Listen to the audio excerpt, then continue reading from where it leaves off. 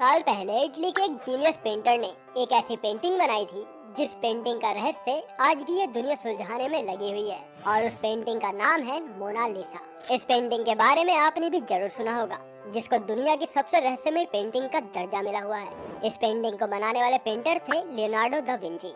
Leonardo da Vinci Italy शहर में जन्मे थे, जो काफी ज्यादा इंटेलिजेंट थे और उस समय उनके मुकाबले का कोई व्यक्ति था ही नहीं। दा विंची को अपनी आर्ट से काफी ज्यादा प्यार था। इसी कारण से अपने पिता के लाख समझाने के बावजूद दा विंची एक पेंटर बनने की राह पर निकल गए।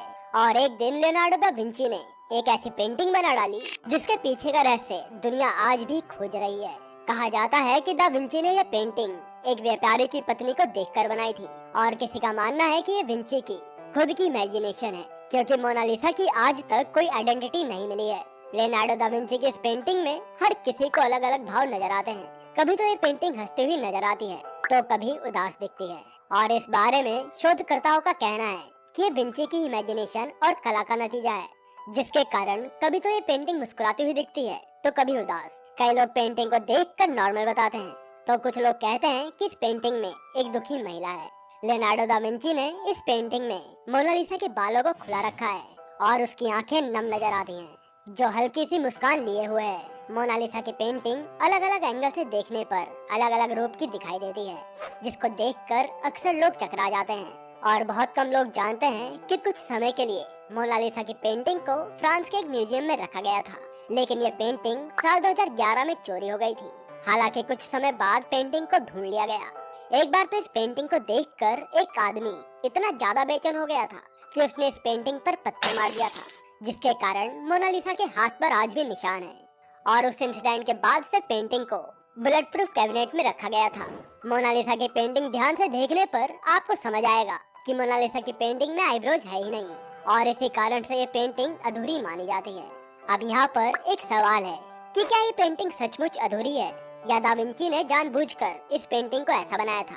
क्योंकि विंची को इस पेंटिंग को बनाने में ही करीब 15 साल लग गए थे, और ये पेंटिंग 30 लेयर से बनी हुई है, और सभी लेयर 40 माइक्रोमीटर से भी कम है, जिसे विंची के अलावा आज तक कोई और नहीं बना सका। क्योंकि ऐसी किसी वस्तु पर पेंटिंग करना इतना आसान नहीं होता।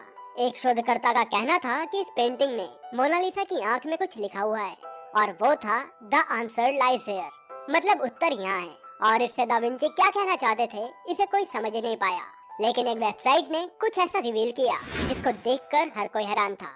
उस वेबसाइट ने बताया कि जहाँ पर लिखा है द आंसर लाइज हियर, वहाँ से मोनालिसा की पेंटिंग को अपोजिट डायरेक्शन में जोड़ने पर एक एलियन की छवि नजर आती है। आखिर दा विंची मोनालिसा की इस पेंटिंग के जरिए क्या क्या बताना चाह रहे थे, इसी के बारे में आज भी रिसर्च चल रही है। लेकिन आपको पता है, पेरिस में मोनालिसा की इस पेंटिंग को लेकर कई घटनाएं सामने आई थी जो आपको चौंका सकती हैं। 1852 में मोनालिसा की स्माइल को देखकर लुस मैस्पेरो नाम के एक शख्स ने होटल की छत से कूदकर आत्महत्या कर ली थी, और उसने एक लेटर छोड़ा था जिसमें लिखा था कि मोनालिसा की स्माइल ने मुझसे ऐसा करवाया है। वैसे आपको क्या लगता है कि क्या ये सचमुच एक रहस्यमय पेंटिंग है? अपनी राय कमेंट में जरूर दीजिएगा।